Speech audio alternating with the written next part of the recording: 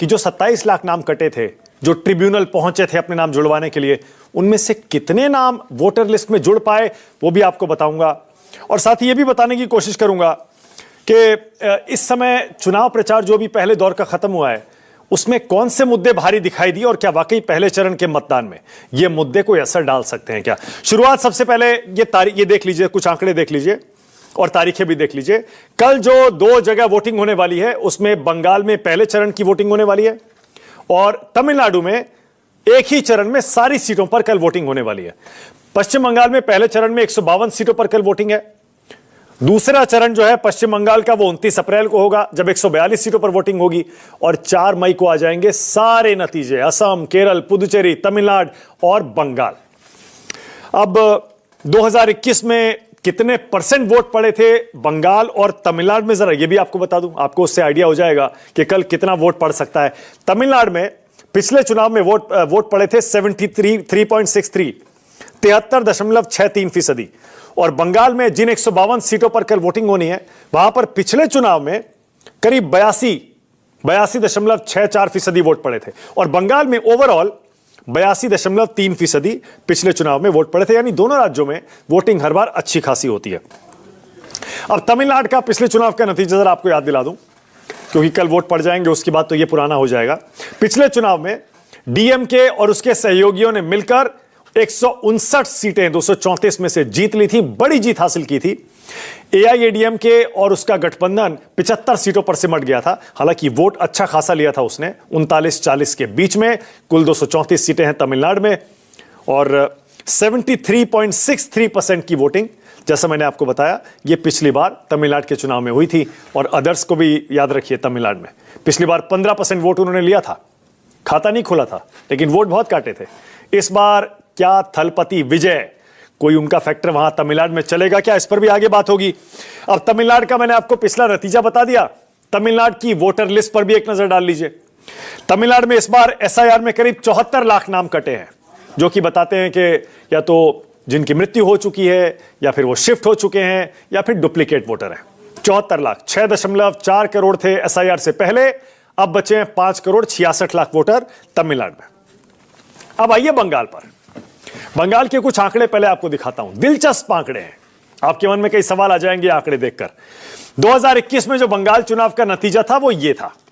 TMC को पहले चरण में, ये पहले चरण की जिन सीटों पर कल वोटिंग होनी है, मैं उनका नतीजा बता रहा हूं। ये 152 सीटों पर कल वोटिंग होनी है। इन 152 में से टीएमसी ने पिछली बार 92 सीटें जीती थी, करीब 47% वोट लिया था। बीजेपी ने इन 152 में से 59 सीटें जीती थी और करीब 40% वोट लिया था। कांग्रेस को कोई सीट नहीं मिली थी, 4.25% के आसपास उसका वोट था। और लेफ्ट को भी कोई सीट नहीं मिली थी, 3.25% कांग्रेस का वोट था। और बंगाल का नतीजा 2016 का और 2021 का ओवरऑल नतीजा, वो भी जरा देख लीजिए पहले। बंगाल 2016 का नतीजा, टीएमसी ने 211 सीटें जीती थी। क्या जबरदस्त परफॉर्मेंस था, 45% के आसपास वोट मिला था। बीजेपी को 3 सीटें मिली थी, लेकिन वोट लिया था उसने 10% के आसपास। कांग्रेस को 44 सीटें मिली थी और वोट मिला था 12.25%। ये वो दौर था जब कांग्रेस और लेफ्ट टीएमसी को चुनौती देते थे 2016 तक। इसके बाद 2021 का चुनाव आया और कैसे वहां की हवा बदली, लहर बदली। 2021 का नतीजा देखिए, ये आपकी स्क्रीन पर।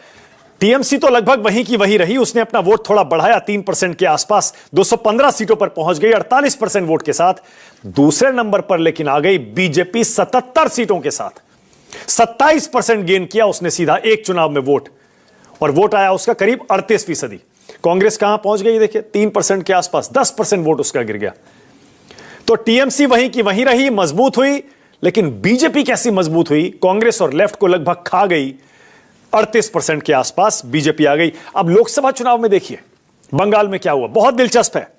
लोकसभा चुनाव 2024 का नतीजा देखिए। टीएमसी ने वोट लिए 46% के आसपास, सीटें मिली 29, बीजेपी को सीटें मिली 12, वोट मिला 39% के आसपास, कांग्रेस को 1 सीट मिली सिर्फ। लेकिन यह आंकड़ा दिलचस्प इसलिए है क्योंकि इससे पिछले चुनाव में 2019 में बीजेपी ने टीएमसी को नाकों चने चबवा दिए थे लोकसभा चुनाव में। 2019 का नतीजा देखिए लोकसभा का, बंगाल का। टीएमसी को 22 सीटों पर ले आई थी बीजेपी और खुद 18 सीटें जीती थी 40% वोट के साथ। और उसके बाद जैसा मैंने बताया 2024 में टीएमसी ने अपना खोया हुआ ग्राउंड, खोई हुई जमीन दोबारा हासिल की और 29 सीटों पर पहुंच गई। वोट भी 3% बढ़ाया था टीएमसी ने पिछले चुनाव में। अब जरा एसआईआर के कुछ आंकड़ों पर आपके लिए एक नजर दौड़ाना बहुत जरूरी है। कुल मिलाकर जो पहला चरण है कल, और इसमें 152 सीटों पर वोटिंग होनी है, इसमें कुल जो वोटर हैं, आपकी जानकारी के लिए बता दूं, final voter list election commission ने जारी कर दी है। सप्लीमेंट्री लिस्ट मिलाकर मैं आपको बता रहा हूं 3,60,77,310 वोटर हैं कल पहले चरण के मतदान के लिए। अब ट्रिब्यूनल जो लोग पहुंचे हैं, जिनके नाम कटे थे, वो है 27,16,393। कुछ लोग ये संख्या 34 लाख भी बताते हैं, इसमें थोड़ा कंफ्यूजन है अभी। लेकिन ट्रिब्यूनल खुल तो गए, कितने लोगों की सुनवाई कर पाए? सिर्फ 650 लोगों की अभी तक।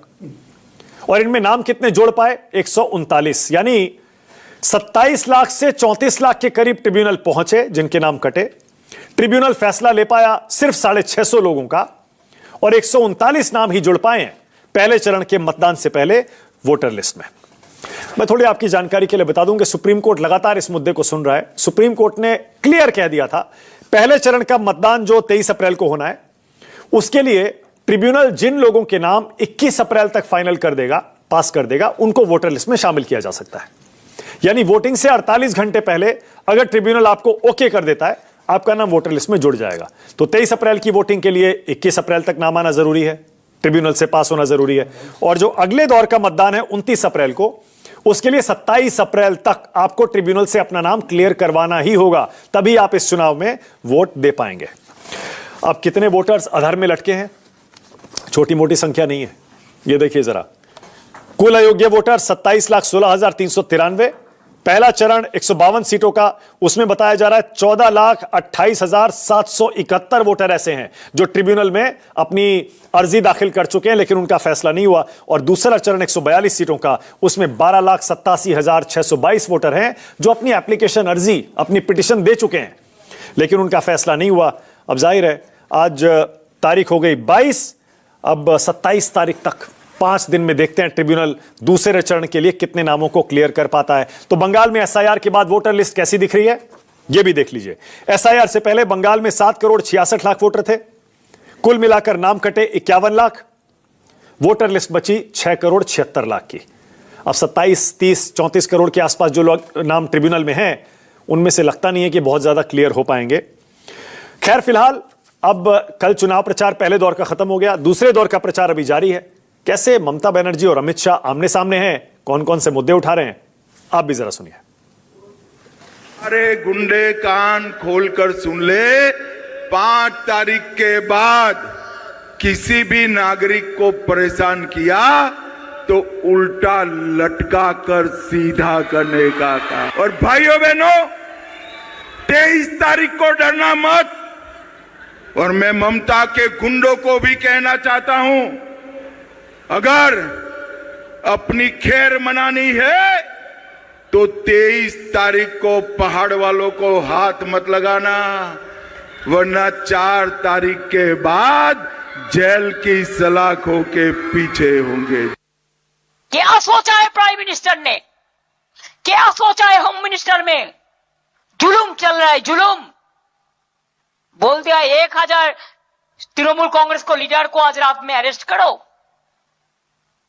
बोल दिया इलेक्शन का 24 घंटा पहले से कोई बाइक नहीं चढ़ेंगे। अरे बाइक में नहीं चढ़ेंगे तो घर जाएगा कैसे?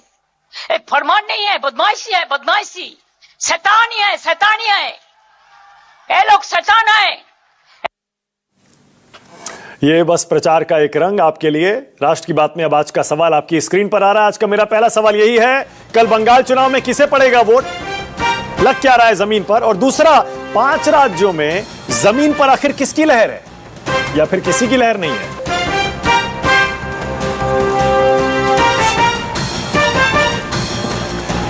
राष्ट्र की बात में मेरे साथ थोड़ी देर में देश के पूर्व जाने माने सेफोलॉजिस्ट योगेंद्र यादव जुड़ेंगे, जो कि कांग्रेस पार्टी को आजकल सलाह देते हैं, एसआईआर के मुद्दे पर काफी एक्टिव रहे हैं, विपक्ष को सलाह देते हैं।